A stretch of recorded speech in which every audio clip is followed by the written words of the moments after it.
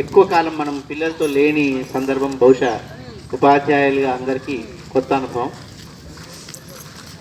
అయితే ఈ కాలంలో రకరకాల పనులు రకరకాలగా చేసుకొని ఉంటుంటారు అందరు కూడా. నాకు సంబంధించి ఈ కరోనా కాలాన్ని అక్షరీకరించే క్రమంలో అనుకోకుండానే ప్రతి సందర్భాన్ని మనం కవితనో పద్యమో పాటలో వేస్తుంటాం కాబట్టి అట్లా తయారు చేసిన పుస్తకమే కట్టడి.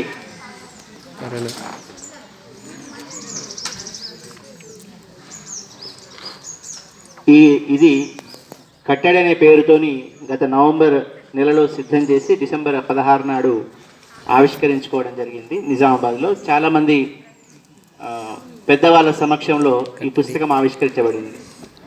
అయితే దీనికి ఈ పుస్తకం రాయడం ఒక ఎత్తు, పుస్తకం ఏ వైపు ఎట్లా వెళ్తుంది అనేది ఎవరికి తెలియదు.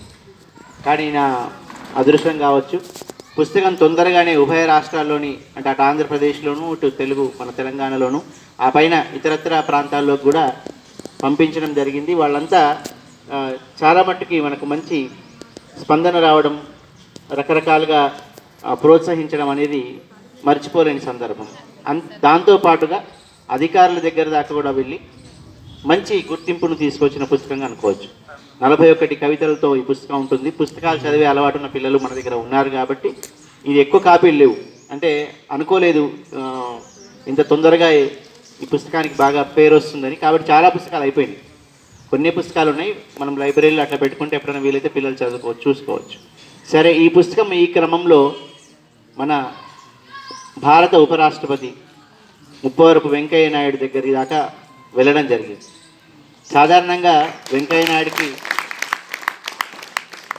నాయుడు లాంటి సాహిత్యాభిమాని, భాషాభిమాని, గొప్ప సంస్కారం గల వ్యక్తి అని అందరికీ తెలుసు. కానీ ఆయన దగ్గర దాకా పుస్తకం వెళ్తే ఏ సంవత్సరంలో ఏదన్నా ఒక రోజు స్పందిస్తాడేమో, లేకపోతే కనీసం చూసినట్టుగా అవుతుందో లేదా అనే అట్లాంటి ఒక ఆలోచన ఉండే. కానీ ఒక్క వారం లోపలే ఆయన చేతికి చేరిన, ఆయన టేబుల్ మీదకి చేరిన వారం లోపలే ఒక అద్భుతమైనటువంటి సందేశాన్ని, అభినందన పత్రాన్ని పంపించడం. అది కూడా మళ్ళీ కేవలం ఫస్ట్ మెయిల్ చేసినారు.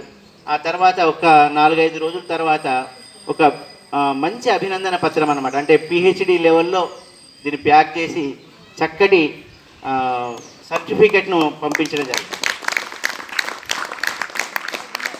ఇది మనకంటే నేను అనుకునేది ఏంటంటే, పుస్తకం గొప్పతనం వ్యక్తి కంటే కూడా ఎప్పుడైనా అక్షరాల పుస్తకమే గొప్పది. అంతకంటే ఆయన గొప్పతనం కూడా, ఆయనకున్న సంస్కారం చాలా గొప్పది. ఒక పుస్తకాన్ని ఆదరించాలి, అందులో తెలుగు పుస్తకాన్ని, ఆయనకు అన్ని భాషలు సమానమే, కానీ తెలుగు ప్రాంతంలో, అందులోని తెలంగాణ ప్రాంతంలో ఉన్న ఒక కవిని అభినందించాలనే ఒక ఆలోచన రావడం, పంపించడం, అది చాలా పత్రికల్లో రావడం, పేపర్లో, టీవీలో రావడం అన్నీ కొంత మీకు తెలుసు. సో అట్లా ఈ సందర్భంలో భారత ఉపరాష్ట్రపతి యొక్క అభినందనలు అందుకున్న, అంటే తెలంగాణ స్థాయిలో అని చెప్పలేం, కానీ నిజామాబాద్లో అయితే ఫస్ట్ కవిగా మా మిత్రులందరూ అంటూ ఉంటారు. నిజామాబాద్ జిల్లాలోనే తొలిసారిగా భారత ఉపరాష్ట్రపతి స్థాయి వ్యక్తితోని, ఎందుకంటే కేంద్ర సాహిత్య అకాడమీ లాంటి అవార్డు లాంటిదే ఇది. ఎందుకు అంటే అవార్డు ఇచ్చినప్పుడు కూడా నిజానికి రాష్ట్రపతులు, ఉపరాష్ట్రపతులు ఉండరు, అది వేరే వాళ్ళు, ఆ న్యాయ నిర్ణేతలు ఎవరో ఇస్తారు.